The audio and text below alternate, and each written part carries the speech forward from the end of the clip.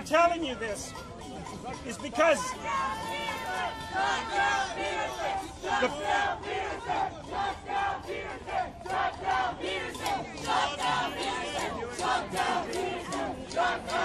there's no reason whatsoever to presume that the laws that are being put in place to protect the people that these laws are supposed to protect will do anything that remotely resembles protecting them.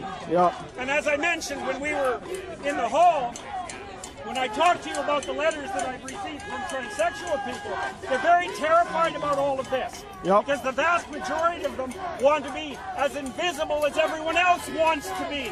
Right. And all this does is draw negative attention to them. They're also not very happy about the fact that they're being represented noisily by people who have absolutely no right to speak for them. So, one of the things we really have to get over, and in a serious way, is the idea that just because you're talking to someone black or white or transsexual or homosexual, that you're speaking to a member of a homogenous tribe, and that the opinion that they happen to have is the opinion that all those who are like them share. There's nothing that's more racist than that assumption, right? Yep. Because it means that you don't know a damn thing about you except the most boring part of your identity, and I can predict everything that you are and everything that you think. Well, that's a terrible thing to believe, and it's also patently untrue. You know, there's no reason to assume that any group of people who don't fit into tradition of society for some way are any more homogenous in their general makeup and their political views than any other group. In fact, all the evidence suggests precisely. Well, I can tell you a little bit about why these attempts to shut people down are being made, because you need to know this. So,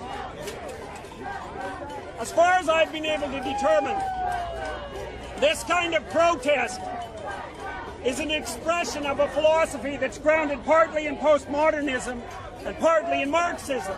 Now, the postmodern element is basically this.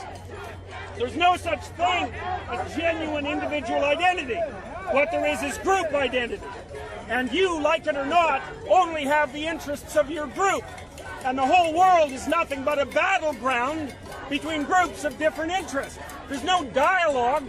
There's no possibility of talking between the groups. It's just a power stage where combat has to take place. And so the reason that speakers with whom the radical postmodernists and the Marxists don't agree are denied a platform is because those people do not believe from a philosophical position that dialogue can bring consensus. And all that's left if you forego that particular principle is this. And this is only where it starts. You know, the fact is that you're all pretty damn civilized. And thank God for that. Because if there were enough fools in the crowd, especially those who are intent on violence, this would turn out very differently. Right. And we do not want to go down that pathway. It's a big mistake.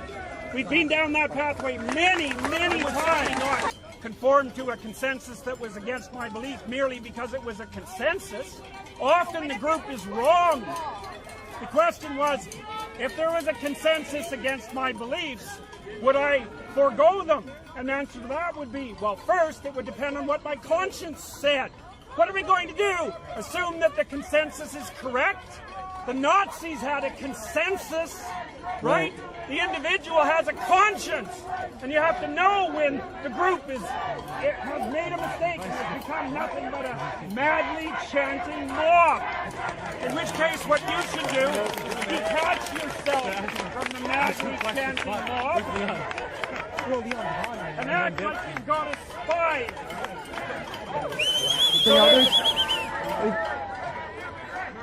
Can you hear me at all, you guys? Yeah. Okay, so there was a question. The question was, stemming from my personality class, do I think that people who are willing to abide by their conscience are those who've integrated their shadow? And I would say yes, because you have to be a bit of a monster to stand up to the crowd.